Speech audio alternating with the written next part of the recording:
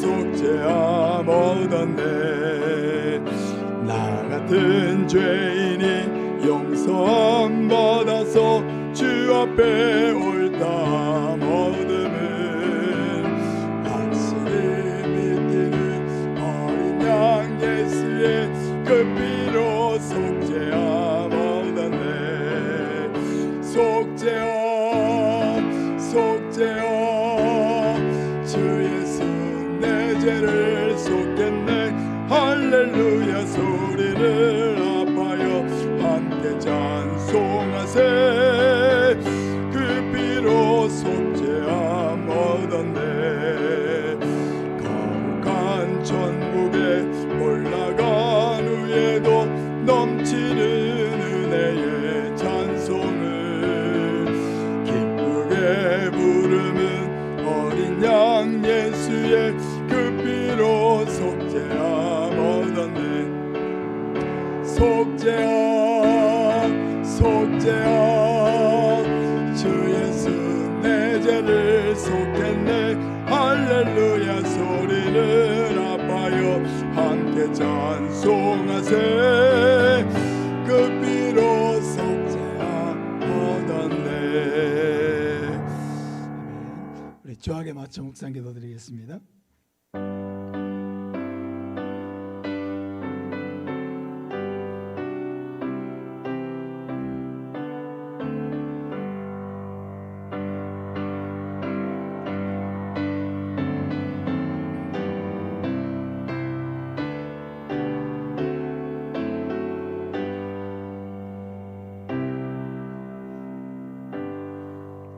신앙 고백하겠습니다. 나는 전능하신 아버지 하나님 천지의 창조주를 믿습니다. 나는 그의 유일하신 아들 우리 주 예수 그리스도를 믿습니다. 그는 성령으로 잉태되어 동정녀 마리아에게서 나시고 본디오 빌라도에게 고난을 받아 십자가에 못 박혀 죽으시고 장사된 지 사흘 만에 죽은 자 가운데서 다시 살아나셨으며 하늘에 오르시어 전능하신 아버지 하나님 우편에 앉아 계시다가 거기로부터 살아있는 자와 죽은 자를 심판하러 오십니다. 나는 성령을 믿으며 거룩한 공교회와 성도의 교제와 죄를 용서받는 것과 몸의 부활과 영생을 믿습니다. 아멘. 찬송가 382장 찬송드리겠습니다.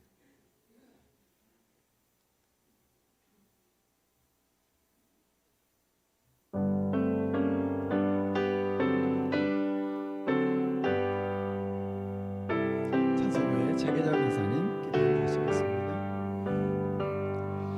너 근심 걱정 말아라 주 너를 지키리. 주 날개 밑에 거하라 주 너를 지키리. 주 너를 지키리. 아무 때나 어디서나 주 너를 지키리. 늘 지켜주시리.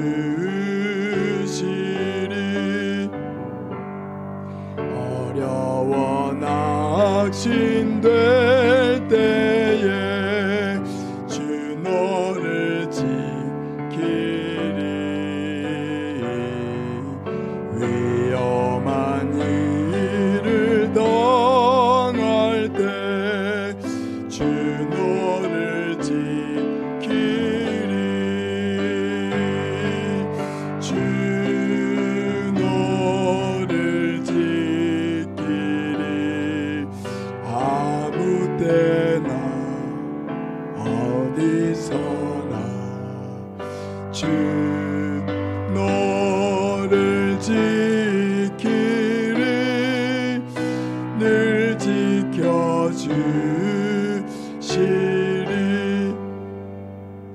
늦을 것 미리 아시고 주 너를 지키리.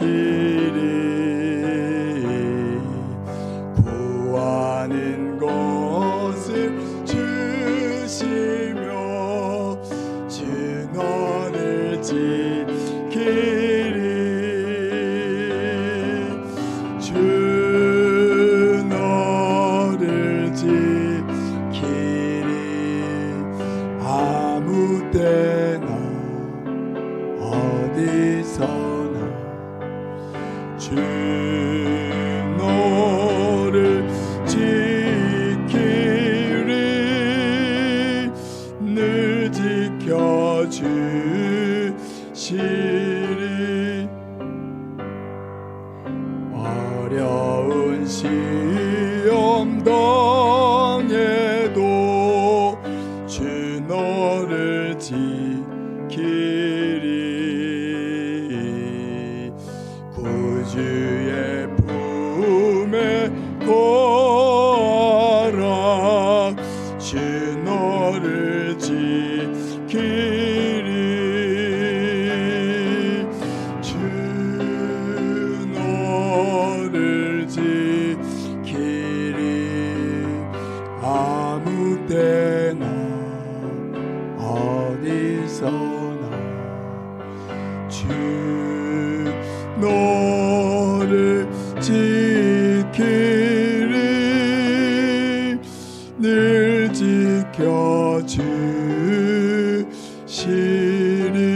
지켜주시리 아멘.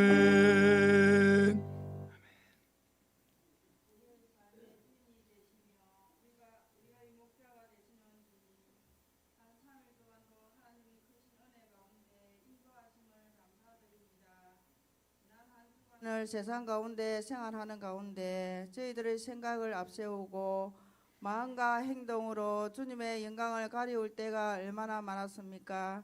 주님의 자녀이기를 원하는 저희들을 불쌍히 여기시고 저희들의 중심을 아시오며 저희들을 강한 손으로 붙들어 주시옵고 오직 성령의 충만한 은혜를 더 허락하여 주시옵고 오직 주님만이 소망임을 깨닫고 믿음으로 주님의 십자가를 바라보기를 소원을 드립니다. 산주님 또 우리 목사님 지난 한 해도 전도 사역과 선교 사역에 비전을 두고 잘 감당케 인도하신 아버지 올 한 해도 하나님의 뜻에 합당하게 인도하여 주시옵고 목사님이 계획한 목회 사역들 하나님께서 간섭하여 주시어 잘 감당케 인도하여 주시옵고 전도 사역을 통하여서 우리 교회가 더욱더 부흥되게 하시며 열매 맺는 전도 사역이 힘있게 이루어지는 놀라운 역사가 일어나게 긍휼을 베풀어 주시기 원하며 또 건강의 복도 더하여 주시기 간절히 소원을 드립니다. 산주님도 우리 성도들이 태신자를 작정하고 기도하고 있습니다. 그 영혼을 위하여 우리 성도들이 기도할 때 주님 앞으로 한 사람도 빠짐없이 돌아오신 놀라운 역사들이 일어날 수 있게 긍휼을 베풀어 주시기 원하며 또 매주 태신자를 보내주심도 감사를 드리며 학습과 세례가 끊어지지 않게 하시고 영혼 구원을 하는 일에 앞장서는 주의 교회가 되기를 간절히 소원을 드립니다. 산주님 또 우리 교회 다음 세대를 기억하여 주시옵소서. 전도사님을 통하여서 다음 세대가 더욱더 부흥되게 하시며 신앙의 뿌리가 단단히 내려지는 다음 세대들의 신앙생활이 다 될 수 있게 하시며 다음 세대들이 세상 가운데 유혹되지 않게 붙들어 주시고 오직 하나님 중심, 교회 중심, 말씀 중심으로 신앙생활 잘 할 수 있도록 주님 인도하시고 주님의 강한 손으로 붙들어 주시옵소서. 사랑주님, 주님의 보혈로 세우신 이 교회가 늘 말씀이 충만한 교회가 되게 하시며 주님을 사랑을 본받아 사랑이 식어가는 이 시대에 주님의 사랑을 빛을 나타내는 교회가 되게 하시며 영혼 구원하는 일에 앞장서는 교회가 되게 인도하여 주시옵소서. 선주님 또 우리 교회에 질병으로 고통받는 주의 자녀들을 한 사람 한 사람 기억하여 주시기 원합니다. 때로는 힘들고 낙심될 때도 있겠지만 주님의 십자가를 바라보고 새 힘을 얻게 하시고 주님의 강한 손으로 붙들어 주시고 어루만져 깨끗하게 치료되는 역사가 일어나게 긍휼을 베풀어 주시기 원합니다. 사랑 주님, 또 이 시간 말씀을 듣고자 합니다. 목사님께도 성령 충만한 은혜를 더하여 주시옵고 준비한 말씀 온전히 저희들에게 전할 수 있게 하시며 우리는 그 말씀 가운데 믿음으로 주님과 동행하는 삶을 살아가는 주의 성도들이 다 되기를 소원을 드리며 예수님 이름으로 간절히 기도합니다. 아멘.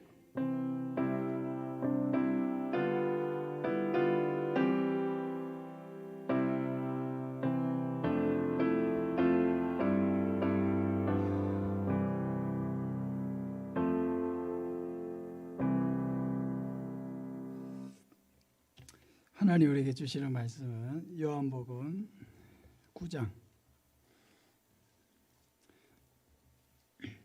1절에서 3절까지 말씀입니다.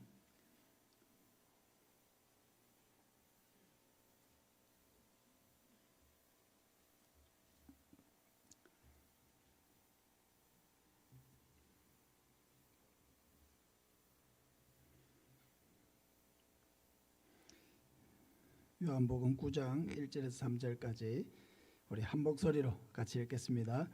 예수께서 길을 가실 때에 날 때부터 맹인된 사람을 보신지라. 제자들이 물어 이르되 랍비여, 이 사람이 맹인으로 난 것이 누구의 죄로 인함이니까? 자기니까 그의 부모니까? 예수께서 대답하시되 이 사람이나 그 부모의 죄로 인한 것이 아니라 그에게서 하나님이 하시는 일을 나타내고자 하심이라. 아멘.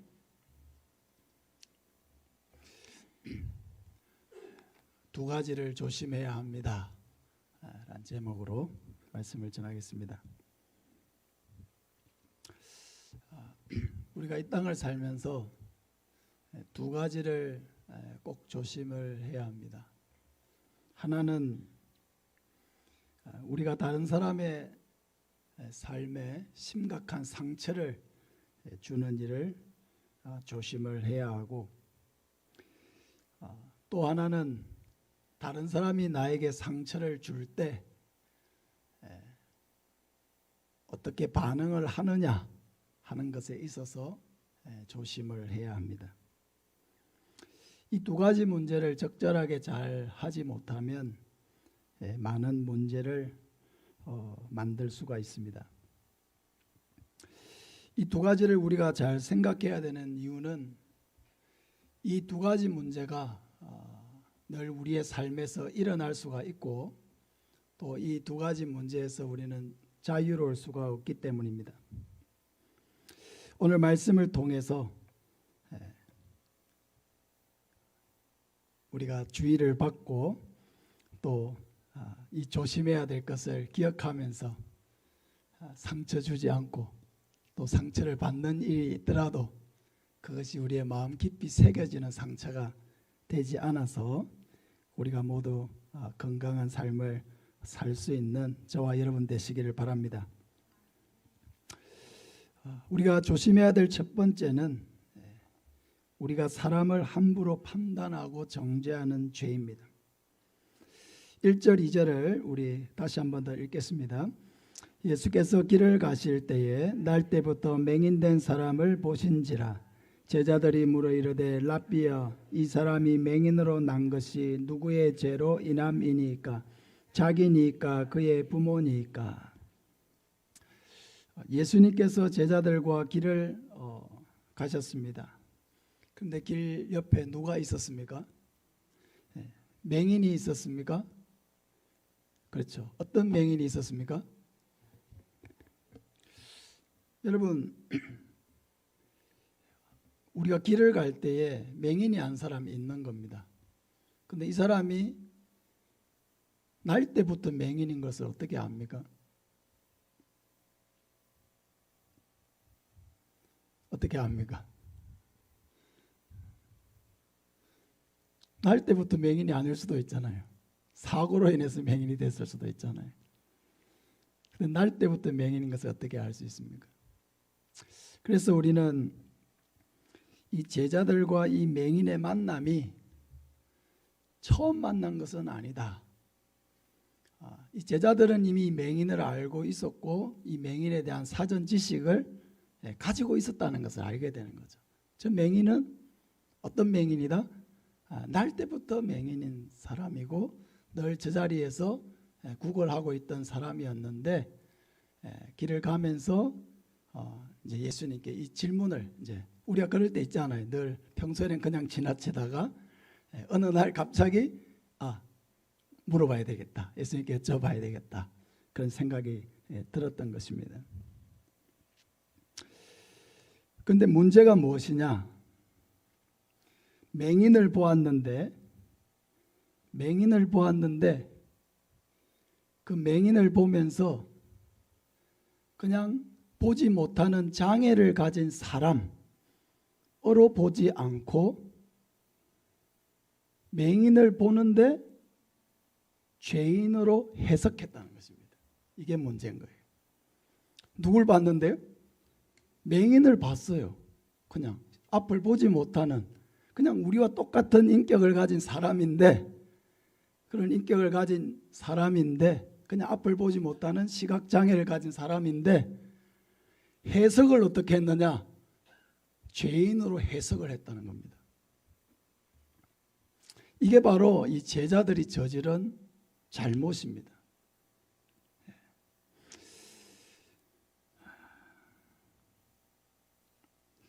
이 제자들은 완전히 잘못된 전제를 가지고 예수님께 질문을 했죠. 예수님, 이 사람이 이렇게 맹인으로 난 것이 누구의 죄로 인함입니까? 자기입니까? 부모입니까? 그러니까 이 제자들의 질문은 상당히 잘못되어 있죠.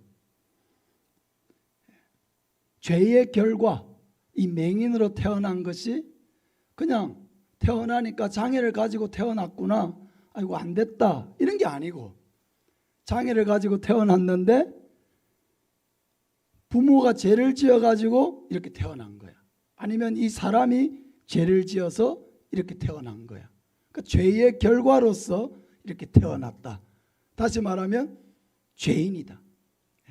정죄를 하고 있는 거죠. 이러한 제자들의 이 생각 자체, 그 사람을 바라보는 눈빛, 그 사람을 바라보는 태도, 그 사람을 대하는 마음의 자세, 이 모든 것이 뭡니까? 그 사람에게 상처를 입히는 일이죠. 문제는, 더 큰 문제는 뭐냐면은 제자들은 지금 자기들이 하고 있는 이 행동이 이 맹인에게 얼마나 큰 상처를 주고 있는 일인지를 모르고 있다는 겁니다. 이게 더 큰 문제예요. 지금 제자들이 이 질문을 예수님께 하고 있는데 맹인이 이 질문하고 있는 것을 아마도 들었을 가능성도 있겠죠. 예수님께 제자들이 뭐 별 생각 없이 지금 이 질문을 하고 있으니까 뭐 예수님 귓가에 대고 예수님 뭐 이렇게 질문하고 있지는 않은 것 같아요. 예수님 저기 맹인이 있는데요, 저 사람이 저렇게 맹인으로 태어난 게 저 사람의 죄 때문입니까? 부모의 죄 때문입니까? 그 말 자체도 큰 상처이지만은 이 제자들의 행동이 너무 무신경하다는 겁니다. 이 한 사람 맹인으로 태어나서 이 시각장애를 가지고 살아가는 이 자체도 너무너무 큰 상처이고 아픔인데 이것 때문에 날마다 사람들에게 구박당하고 무시당하고 고통을 당하고 구걸하면서 살아야 되고 이 자체도 어마어마한 고통인데 제자들의 이러한 행동 너무 무신경하고 비인격적으로 대하고 있는 이 맹인이 받을 상처에 대해서는 전혀 아랑곳하지 않는 이런 행동들, 말들.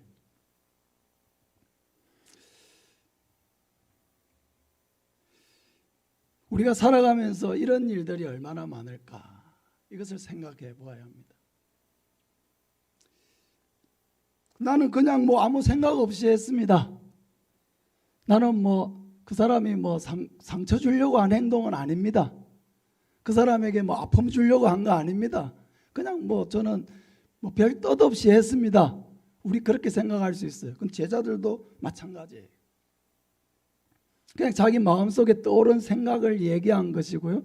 평소에 궁금한 것을 그냥 맹인이 보여서 질문한 것입니다. 근데 맹인이 이 질문을 들었을 때 우리가 맹인의 입장으로 이 질문을 들었다면 어땠겠느냐라고 하는 거죠.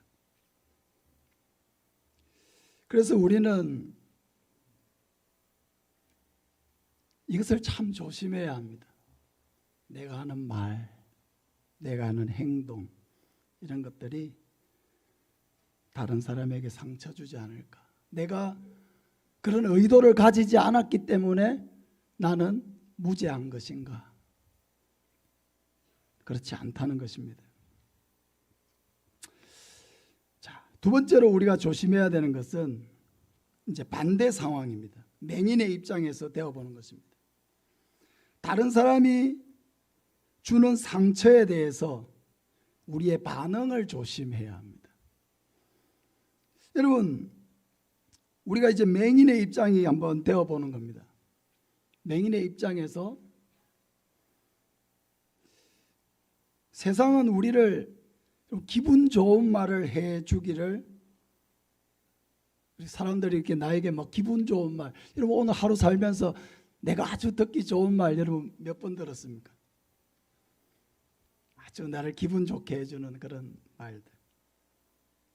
그러니까 세상은 나에게 기분 좋게 해주기보다는 상처 줄 가능성이 훨씬 많다는 겁니다.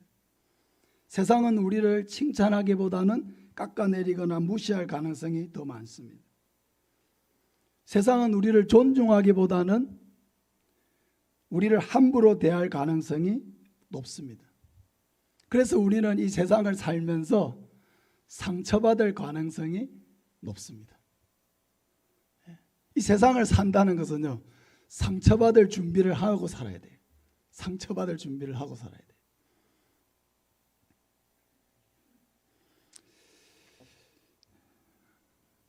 이럴 때 어떻게 해야 되는가?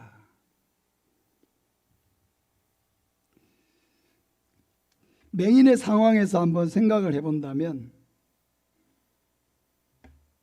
지금 제자들이 하는 얘기를 듣습니다. 부모의 죄 때문입니까? 저 사람이 죄인이라 가지고 저렇게 맹인으로 태어난 것입니까?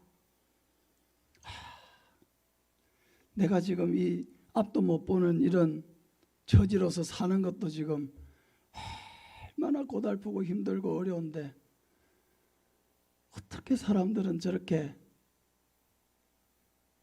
나를 더 비참하게 만들까? 그런 생각이 여러분 들지 않았겠습니까?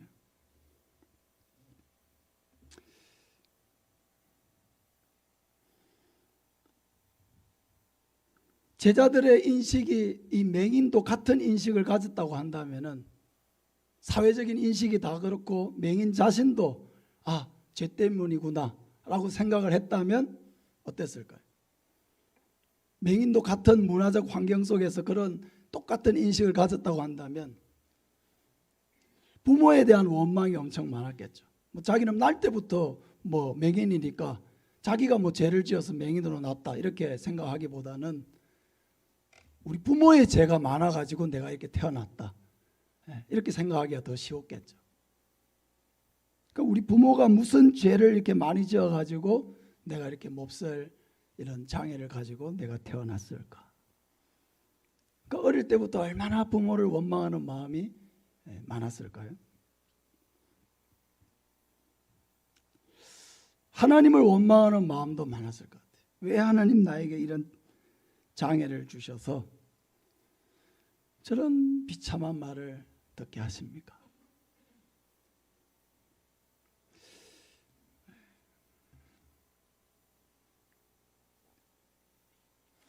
하루는 우리 대호가 좀 어릴 때 일입니다. 아주 어릴 때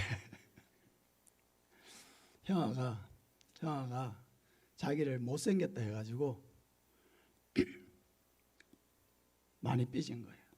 나는 지금 자기는 엄청 스스로 잘생겼다고 생각하고 있는데 형아 자기는 못생겼다 했다는 거예요. 그러니까 이제 울고 있는 우리 대호를 탁 앞에다 세우고 대호야, 너는 너무너무 잘생겼다. 어마무시하게 잘생겼는데 응? 형아가 못생겼다 한다고 그 이 잘생긴 얼굴이 갑자기 못생겨지나?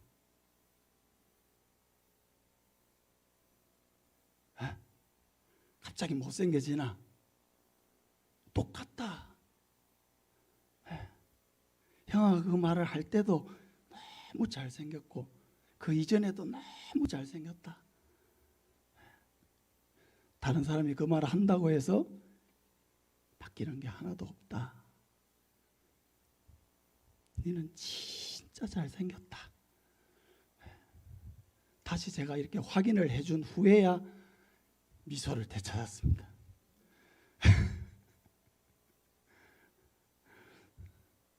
근데 여러분 아이라서 물론 그럴 수가 있지만요, 우리도 이렇게 그럴 때가 있는 거예요. 다른 사람이 내가 누구냐에 대해서 정해주면은 그게 우리 자신이 되는 게 아니거든요. 너 못생겼어 하면 우리가 못생긴 게 되는 겁니까? 너 나빠 하면 내가 나쁜 사람이 되는 겁니까? 그게 아닌데도 불구하고, 물론 기분은 나쁘죠. 내가 그런 말 뭐 들을 건 아니지만은 기분은 나쁘죠. 그죠? 근데 다른 사람이 정의해 준 내가 꼭 내가 진짜 내가 된 것처럼 착각을 해가지고 막 이렇게 우리가 너무 속상할 때가 있거든요. 그럴 때 우리가 참 정신을 차려야 돼요. 그런 것들이 깊이 우리 마음속에 뭐 제가 뭐 아이들 얘기해서 조금 뭐 우스갯소리로 들릴 수도 있는데, 사람들이 나에게 해 주었던 그런 말들이 의외로 우리 가슴속 깊이 상처가 되는 경우들이 많아요. 그러니까 잊어버렸다고 생각을 했는데 어느 순간에 또 그 말이 떠오르고요. 잊어버렸다 생각했는데 또 어느 날 그런 말들이 막 떠올라요. 막 꿈틀꿈틀거린다니까요, 내 마음속에서. 그 말이 떠오르면은 막 분노가 같이 떠오르고 막 생각이 막 나오고 이러면서 감정이 막 북받쳐 오르거든요.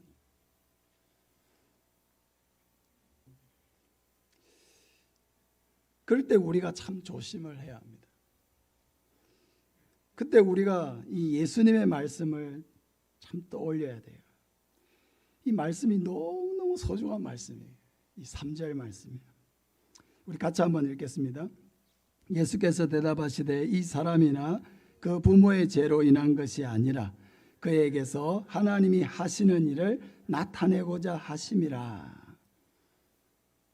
예수님은 제자들이 이야기했던 그 전제, 제자들은 딱 죄인이다 하고 깔고 딱 얘기를 했잖아요. 그죠? 예수님은 그 전제 자체를 완전히 부정하십니다. 부모의 죄 아니야. 그 자신의 죄도 아니야. 그런 쓸데없는 얘기 하지 마. 하나님이 그를 통해 하시고자 하는 일이 있어서, 하나님의 뜻이 있어서 그렇게 태어났을 뿐이야. 네가 그 사람의 인생을 정의하려고 하지 마. 네가 그 사람의 인생을 다 아는 것처럼 말하지 마. 네가 그 인생에 대해서 뭘 알아? 하나님이 그를 통해 하시고자 하는 일이 있어.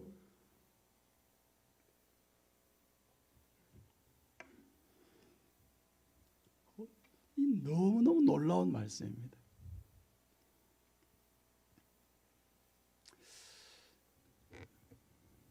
그래서 우리는 항상 사람들이 나에게 어떤 말을 통해서 상처를 주려고 할 때 항상 이 말씀을 생각을 해야 합니다. 이 말씀. 내가 나를 향한 하나님의 뜻이 있고 계획이 있다라고 하는 것. 사람들이 나라고 하는 인생을 함부로 정의하려고 할 때, 너라고 하는 인생 뭐 별거 있어? 너라고 하는 인생 뭐 가치 있는 인생 아니고 뭐 쓸모없는 인생이고 너라고 하는 인생, 뭐 별 볼 일 없는 인생이고 이런 식으로 나라고 하는 인생을 자꾸 무가치한 인생으로 깎아내리려고 할 때, 도매급 취급하려고 할 때, 아니야. 네가 뭔데 내 인생을 그렇게 도매급 취급하려고 해? 네가 뭔데 내 인생을 그렇게 자꾸 정의하려고 해? 네가 하나님이야? 하나님이 나를 통해서 하시고자 하는 일이 있는 거야 라고 우리는 외쳐야 되는 거예요.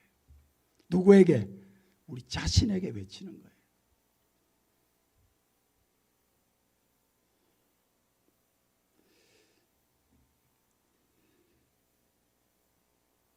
하나님이 나를 통해서 하시고자 하는 뜻이 있는 것입니다. 우리 모두에게는 육체의 가시가 있습니다. 그래서 이 육체의 가시라는 것은요, 다른 사람들의 입장에서는 우리를 공격하기가 굉장히 좋은 무기예요. 우리에게는 아픈 부분이기 때문에 우리에게는 공격하기 좋은 무기이고요, 우리에게는 상처받기 좋은 구석이에요. 그게 육체의 가시예요. 바울에게도 육체의 가시가 있었어요. 육체의 가시. 바울이 인생 내도록 겪은 육체의 가시가 3개가 있습니다. 첫째는 사도권의 가시가 있었어요. 사도권. 바울이 아싸리 처음부터 예수님의 12제자 중에 한 사람이었다면 아무 문제가 없을 거예요. 근데 바울이 예수님의 12제자가 아닌 사도인 거예요. 그러니까 사도 바울은 예수님을 분명히 만났고, 다메섹 도상에서 만났고, 예수님의 분명한 사명을 받아서 복음을 전한, 예수님의 이 사도라고 하는 이 말은 보냄을 받았다는 뜻이거든요. 보냄을 받은, 예수님을 통해서 보냄을 받은 자, 예수님의 사명을 받은 자, 그 사람이 사도거든요. 사도. 예수님은 예수님의 직접적인 사명을 받은 자잖아요. 직접적인 계시를 받았고 직접적인 사명을 받은 사도가 분명하단 말이에요. 근데 그거는 뭐예요? 공개적인 장소에서 일어난 게 아니고 바울과 예수님의 개인적인 만남에서 일어났어요. 다른 사람들은 그걸 보지 못했습니다. 그러니까 말하기 좋은 거예요. 사람들은 안 봤으니까. 바울은 사도가 아니라는 거예요. 아무리 열심히 복음을 전해도 바울은 사도가 아니라는 거예요. 갈라디아 지방에서 1차 전도 여행, 갈라디아 지방의 여러 도시들을 다니면서 복음 전했습니다. 지금은 우리가 뭐 비행기 타고 버스 타고 뭐 다니면서 이렇게 할 수 뭐 성령차도 타고 하면서 선교지에서도 이렇게 복음 전할 수 있지만, 바울 시대에 복음 전한다는 게 여러분,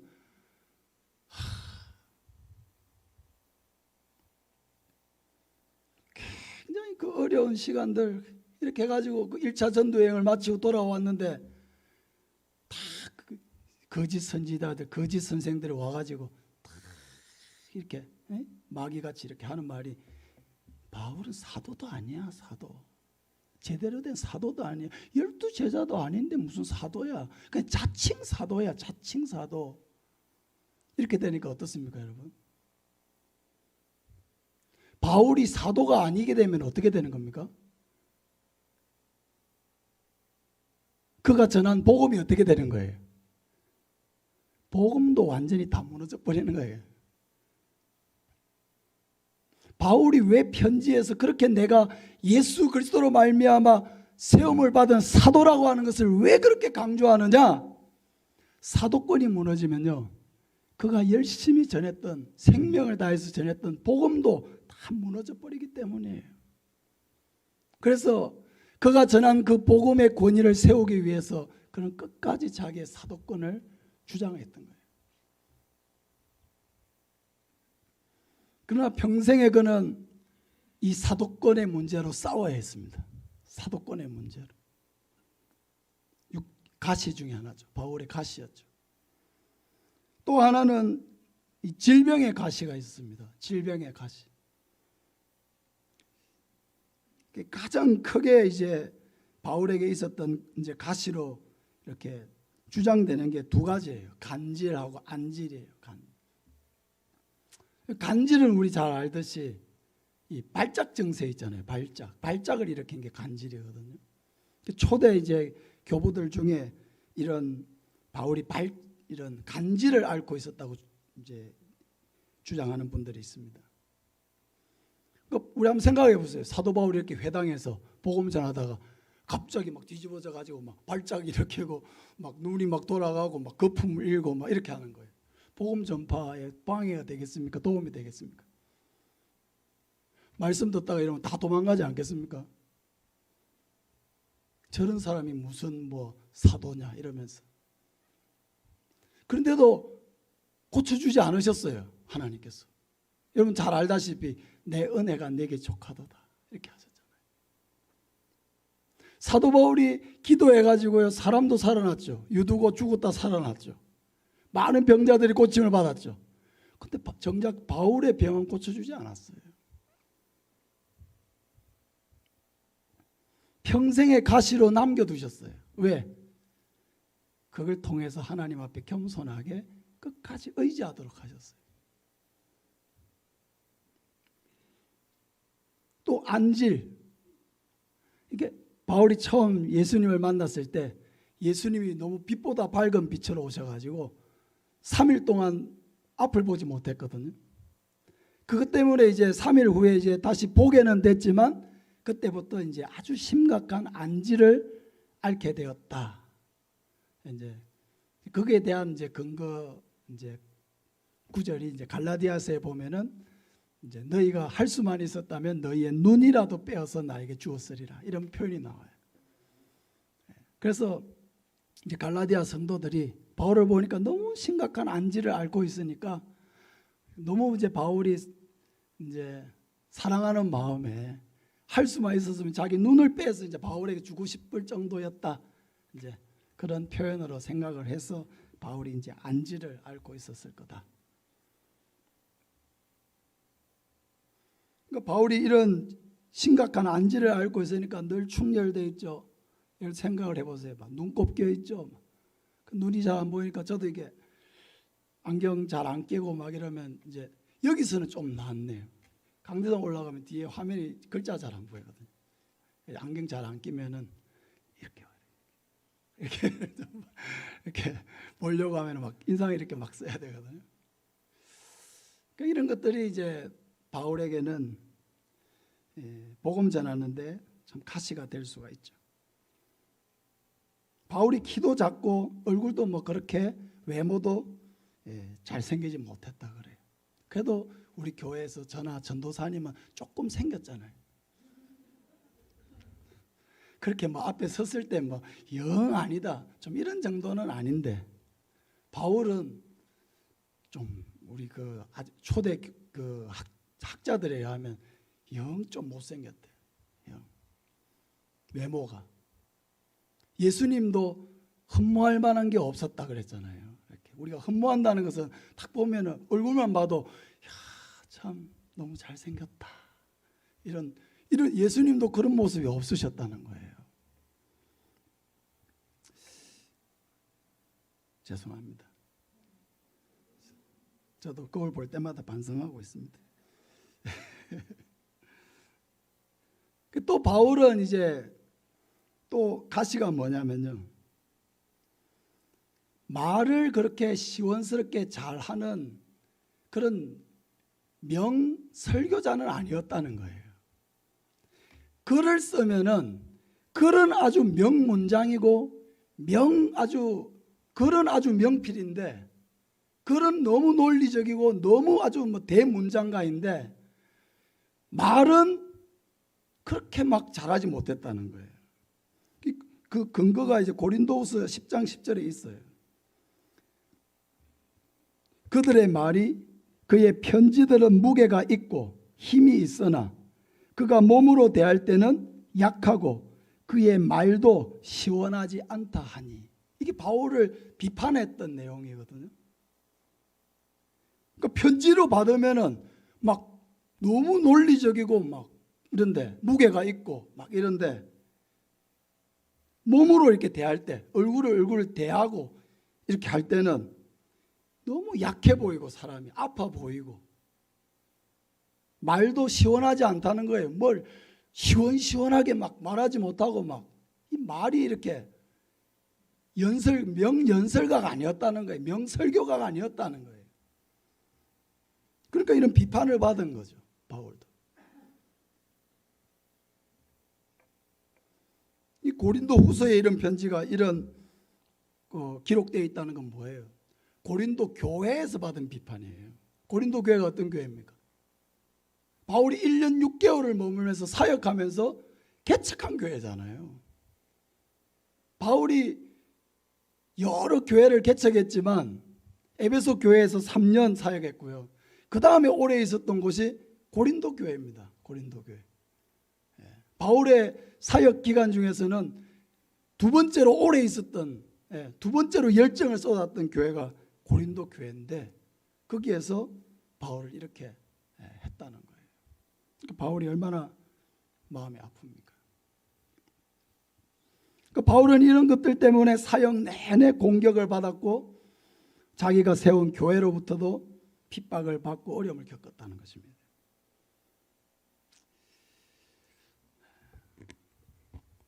바울이 상처를 받았을까요? 안 받았을까요? 받았을까요? 안 받았을까요? 받았겠죠. 아픔을 겪었겠죠. 그러나 중요한 것은 뭐냐면 흔들리지 않았다는 것입니다. 흔들리지 않았다.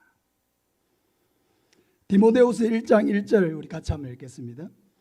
하나님의 뜻으로 말미암아 그리스도 예수 안에 있는 생명의 약속대로 그리스도 예수의 사도된 바울은. 디모데후서가 어떤 성경입니까? 바울이 순교 전에 가장 마지막에 쓴 성경이죠. 13권의 서신서 가운데 바울이 순교 전에 가장 마지막에 쓴 성경이 디모데후서입니다. 유언과 같은 서신입니다. 여기에 바울은 하나님의 뜻으로 말미암아 그리스도 예수 안에 있는 생명의 약속대로 그리스도 예수의 사도된 바울은, 할렐루야, 나에 대해서, 내 사도권에 대해서 인정하지 않는 사람들, 인정하지 않는 교회들, 또 거기에 대해서 내가 많은 비판을 받고 있는 거 알고 있지만 뭐라는 겁니까? 누가 뭐래도 나는 예수님의 사도입니다. 흔들림이 없습니다.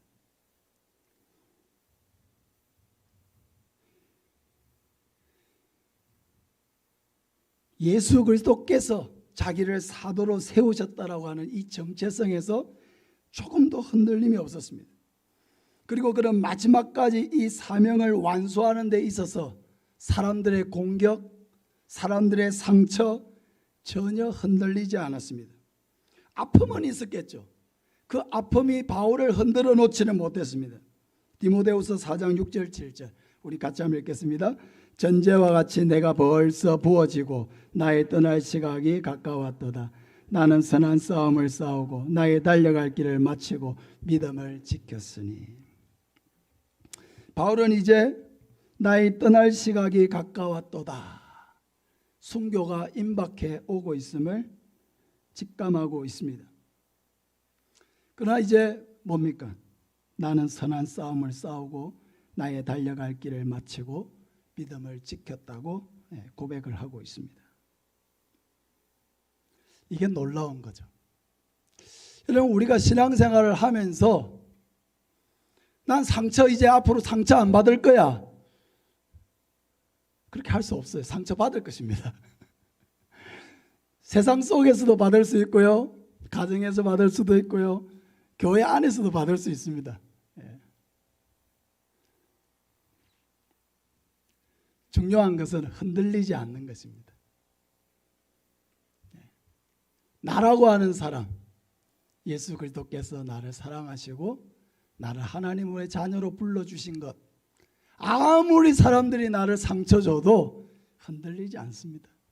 사람들이 나에게 뭐라고 말해도 내가 하나님의 자녀된 것, 예수 그리스도 안에서 구원받은 것, 그게 흔들립니까? 흔들리지 않습니다.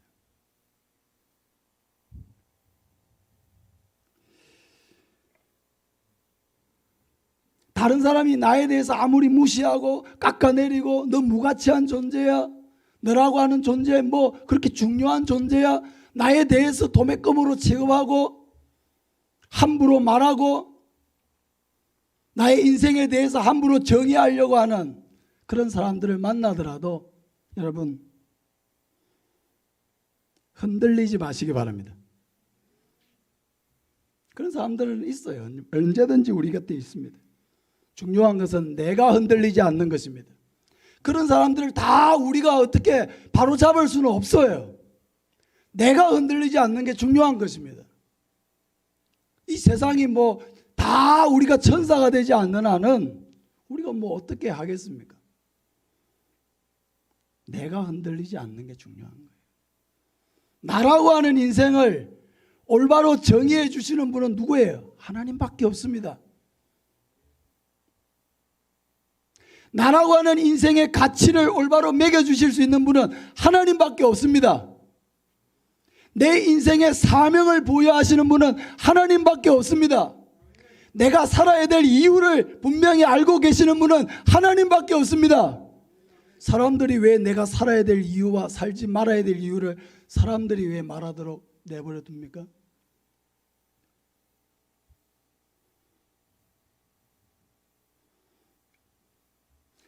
다른 사람들이 뭐라고 얘기하든 우리는 그것에 신경 쓸 필요가 없습니다. 우리는 우리가 가야 될 길을 가면 되는 것입니다. 끊임없이 사람들은 나에 대해서 뭐라고 얘기를 하겠지만 우리는 끊임없이 나의 길을 가면 되는 것입니다. 사람들은 끊임없이 자기의 관점에서 자기의 생각으로 자기의 주관으로 뭔가를 나에 대해서 말하려고 하겠지만 우리는 끊임없이 하나님의 관점으로 자기 자신을 바라보시기 바랍니다. 싸움입니다. 영적 싸움이에요.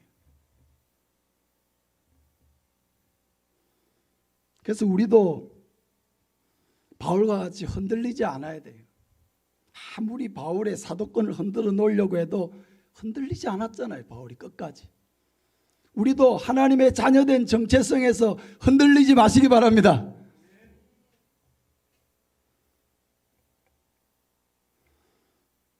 바울은 자신의 사명에서 마지막까지 흔들리지 않았습니다. 그는 여기서 얻어맞고 저기서 얻어맞았다고 해가지고 뭐 인생을 또 5년 낭비했다가 또 한 대 얻어맞았다고 해서 저기 가서 또 3년 낭비했다가 또 저기 가서 한 6개월 낭비했다가 이렇게 하지 않았어요. 얻어맞을 때도 있지만은 초제일간 계속 앞으로만 나아갔습니다. 나는 선한 싸움을 싸웠다고 했습니다. 여기에는 많은 싸움이 있었습니다. 복음을 위한 싸움도 있었습니다. 자기를 멈추게 하려고 하는 많은 세력과의 싸움도 있었습니다. 거짓 선지자들과의 싸움도 있었습니다. 상처 주는 사람들과의 싸움도 있었습니다. 자기를 억울하게 만드는 사람들과의 싸움도 있었습니다. 스스로 포기하고 싶은 자기 마음과의 싸움도 있었겠죠.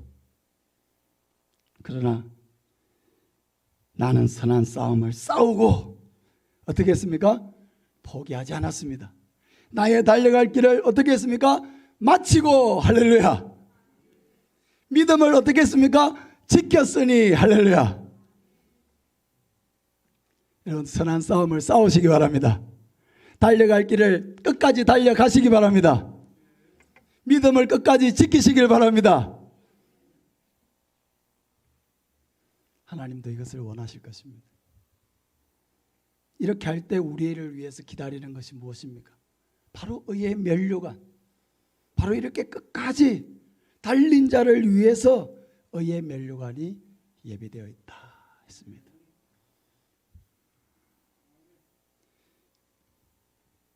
오늘 두 가지를 조심해야 된다 했습니다.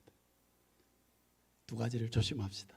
다른 사람에게 상처 주지 않도록, 남의 인생에 대해서 너무 함부로 단정 짓고 정죄하지 않도록 조심하고, 혹 다른 사람이 내 인생에 대해서 너무 쉽게 말하고 상처 주고 무가치한 존재로 나를 뭔가 아픔을 주려고 할지라도 그것을 통해서 상처받지 말고 담대하게 하나님의 관점으로 나를 바라보고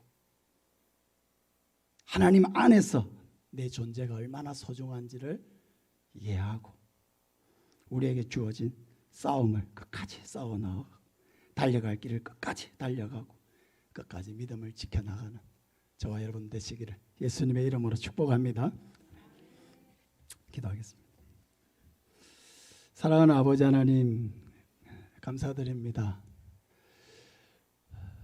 우리는 참 강한 것 같으면서도 너무나 약하고 때로는 참 너무나 착하고 선한 양심을 가졌음에도 불구하고 때로는 너무나 악하고 미련할 때도 많이 있습니다. 아버지 하나님, 오늘 우리에게 주신 말씀을 기억하면서 함께 이 세상을 살아가는 참 동력자로서 함께 천국의 소망을 바라보고 나아가는 자로서 서로를 사랑하고 동력하며 서로를 격려하게 해주시고 서로에게 아픔을 주는 어리석은 일을 하지 않도록 주님 인도하여 주시옵소서. 이 땅을 살면서 혹 우리가 다른 사람으로부터 교회 안이나 밖에서나 그 어디에서나 우리의 존재에 대해서 함부로 말하고 함부로 평가하고 우리를 무가치한 존재로 여기는 그 어떠한 사람들, 마귀의 속삭임들, 그런 것들을 만날지라도 두려워하지 아니하고 주눅들지 아니하고 절망하지 아니하고 담대하게 대적하며 하나님의 관점으로 우리를 바라보며 우리의 선한 싸움을 싸워나가며 우리의 달려갈 길을 끝까지 믿음으로 잘 달려나갈 수 있도록 은혜를 더하여 주시옵소서. 날마다 새 힘을 더하여 주시고 날마다 성령 안에서 우리를 격려하여 주시고 하나님의 음성을 우리 안에 들려주셔서 아버지 하나님 지치지 않게 해주시고 하나님을 기쁘시게 할 수 있는 우리 모두가 되게 하여 주시옵소서. 예수님 이름으로 기도합니다. 아멘.